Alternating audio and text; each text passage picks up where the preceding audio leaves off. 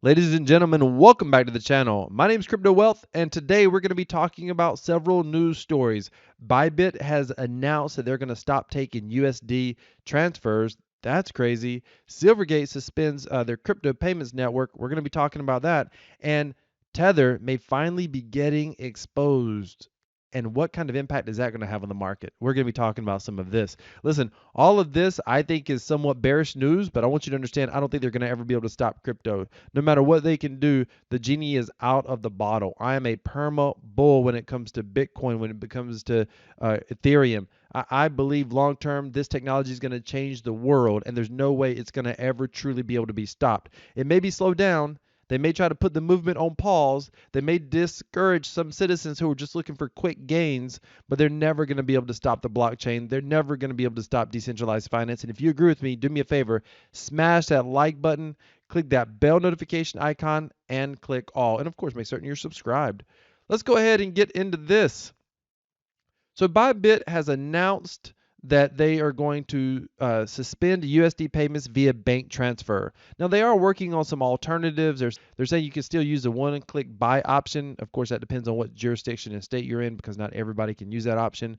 So they're not completely cutting out USD payments. They're going to discontinue use of the Swift payment network.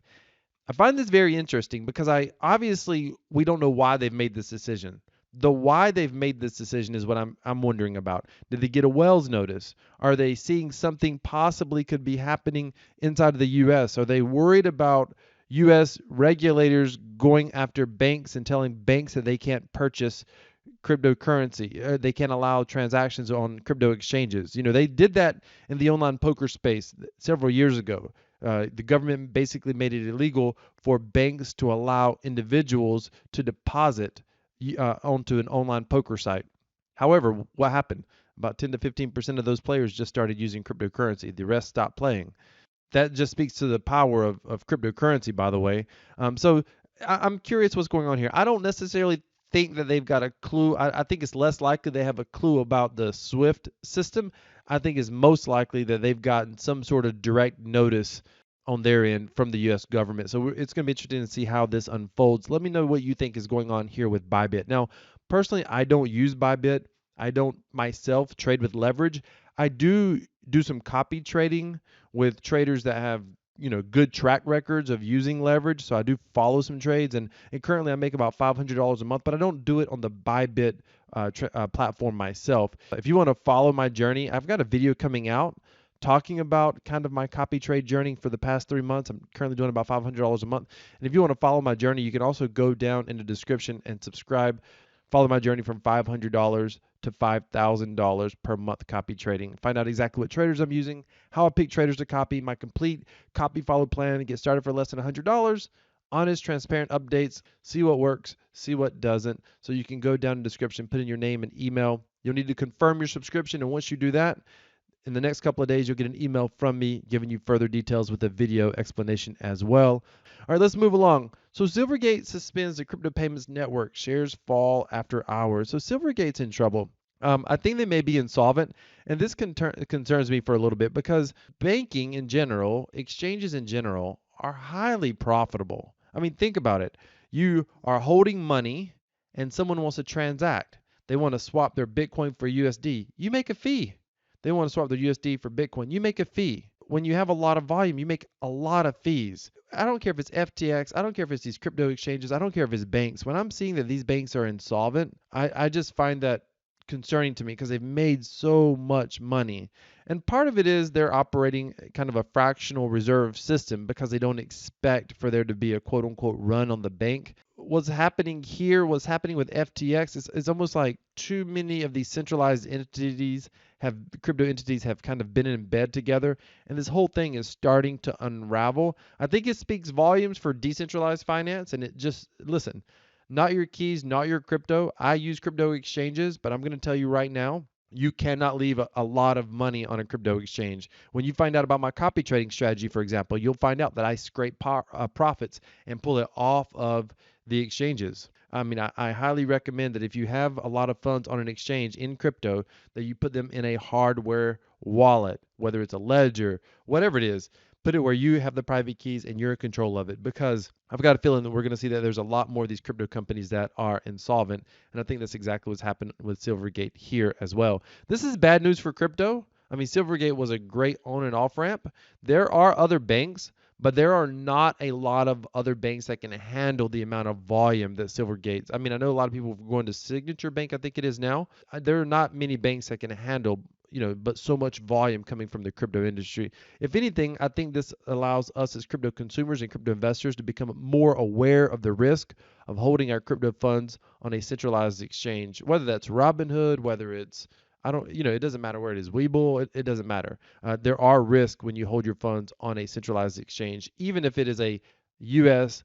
compliant business.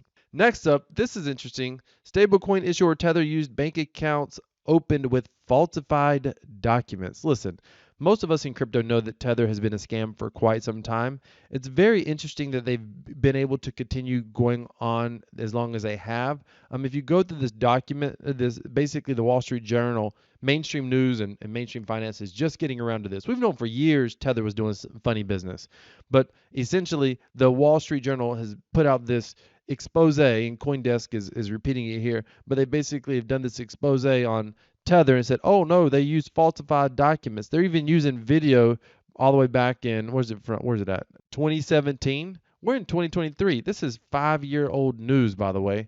My concern with Tether right now, a buddy of mine a couple weeks ago, we were talking crypto, and I said, I'm wondering if these regulators and all of the FTX nonsense, if this is going to keep cascading all the way to Tether. And if it does, it's going to be very interesting to see how it affects the market in the short term to medium term. I mean, a lot of us may get this big dip that we've been looking for. I know I've been waiting for a big dip, and I think that we may see a big dip if this goes all the way to Tether.